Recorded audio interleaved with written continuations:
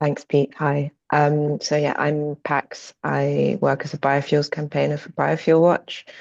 I've been in that role for almost a year now, and Biofuel Watch campaigns around the consequences of industrial bioenergy. So that's woody biomass and liquid biofuels, and I work on the liquid biofuels side. So if it works, I'll just go straight into kind of what I've prepared. I did have some lovely slides for you all, but unfortunately my technology is not cooperating, but I'll make sure that those are sent out to you when you get the recording and hopefully you can enjoy them then. But essentially, I thought I would start with just talking about what a biofuel is. So traditionally, there are two main types, which is ethanol and what's known as biodiesel or renewable diesel, or sometimes hydrotreated vegetable oil or hydrotreated esters and fatty acids. It's got a lot of names, but essentially, that is made from either vegetable plant oils or animal fats, lards, and tallows from slaughterhouses. The most common feedstocks will be palm oil or soybean oil, and sometimes you'll see rapeseed as well. Ethanol is made often with corn maize or with sugarcane, but I'm less specialized in that area. So I'm mostly going to be talking to you today about the HVO, as that is the most commonly used one for aviation and shipping, as well as road transport. Um, so it's quite a popular sort of climate solution with policymakers and big businesses because it provides minimal disruption to the status quo. You can drop these fuels into existing internal combustion engines, which means you don't need infrastructure upgrades, you don't need to retrain your workforce.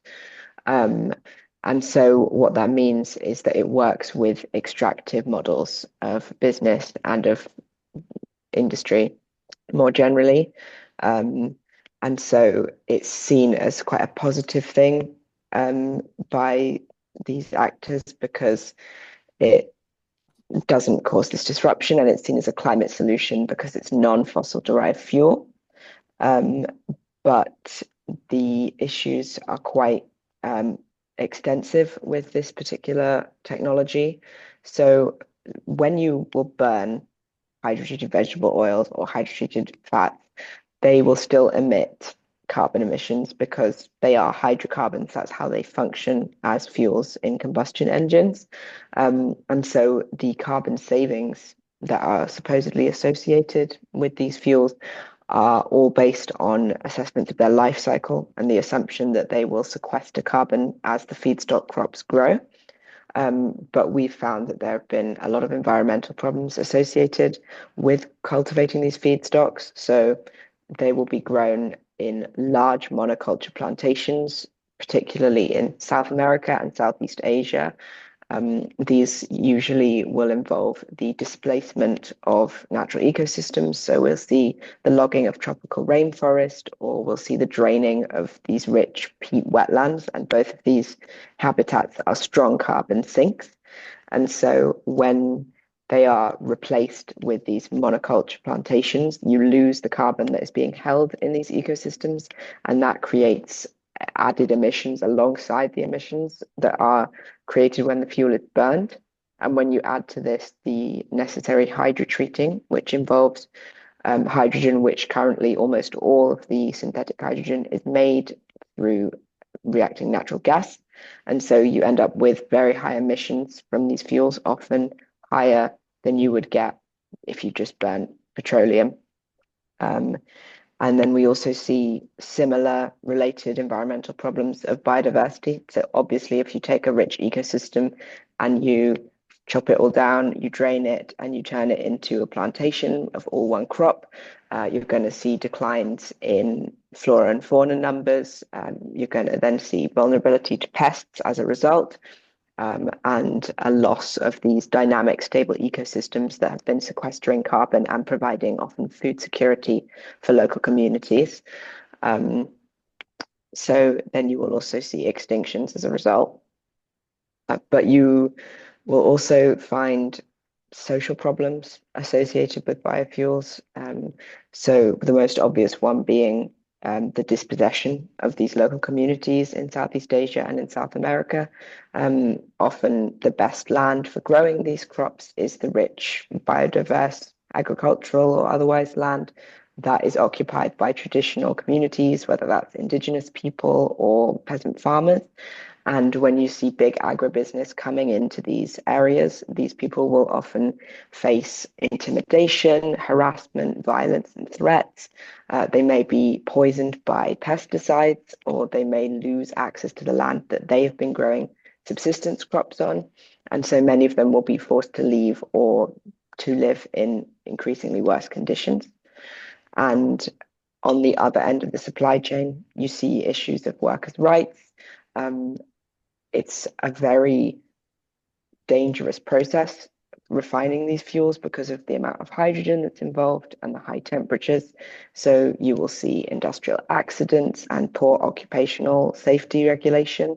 So, for example, in the USA, they have a more established biorefinery sector, particularly in places like California, where a lot of petroleum refineries converted to biofuels over the pandemic.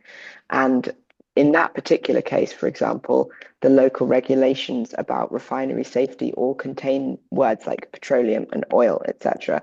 And that means that biorefineries were able to circumvent compliance with these regulations and use chemical safety regulations, which were more lax.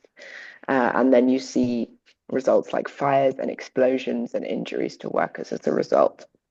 Um, and some governments and businesses, they've tried to get around all these significant problems by relying on things like waste and residues. So they might say we import used cooking oil, or we import effluent from palm oil mills, or we import fatty acids from palm oil that can't be used in the food industry because they make it taste rancid. But what we see in a lot of these cases is either fraud, where producers realize that they can get a higher price for used cooking oil than for crude palm oil. So they'll just mislabel it, or they will launder it through middlemen. Or we will see certification bodies like the International Sustainability and Carbon Certification, or the Roundtable on Sustainable Palm Oil or on Sustainable Soy, will be creating these lax conditions where member companies are assumed to be passing their audit regardless of the actual conditions on the farm, or where they simply can't access points of origin in order to verify them. So that creates this opaque supply chain where often people think they're doing the right thing by purchasing a waste oil, but they are in fact purchasing just a crude vegetable oil that's been grown on one of these plantations. And so, as you can see, it's quite a serious issue. This is being passed off to communities, to workers, to the public as a climate solution. And we see people taking it up, whether it's councils running their bin lorry fleet on it, or governments creating mandates for its use in aviation, or even the IMO is going to meet soon and they've been discussing replacing bunker fuel with biofuel. But these are actually really serious harms that are being perpetuated by this industry, and it's very important for us to push back against it. And there are lots of ways that we can all do that. So if we are in a community and we find out that there's going to be a biorefinery built or converted, we can oppose that. If we are involved in the labor movement, we can pass a motion saying that we don't support biofuels, or if your workplace is planning to incorporate biofuels, your union can push back. We can also get involved just in general protest, campaigning, public awareness raising. We can write to our elected officials, or if we see them making statements in support of biofuels, we can get in touch and try and present this evidence. We can boycott businesses that are heavily implicated in the injustices of the biofuel supply chain. And there are alternatives, and we can educate others about these alternatives and pursue them ourselves. So whether that's for home heating, you would want heat pumps, electric boilers, insulation, etc. Electricity generation, you can go for all the very cheap and abundant renewables that we know about: solar, wind, tidal, hydro, geothermal, etc. For travel, if you're driving, you can have an electric car, you can increase the use of public transport, and you can go for remote options, and that's similar for flight and shipping as well. We want shorter distances, remote options, and greener methods of transport, whether that's train or similar. And so I hope that this has kind of been a good overview.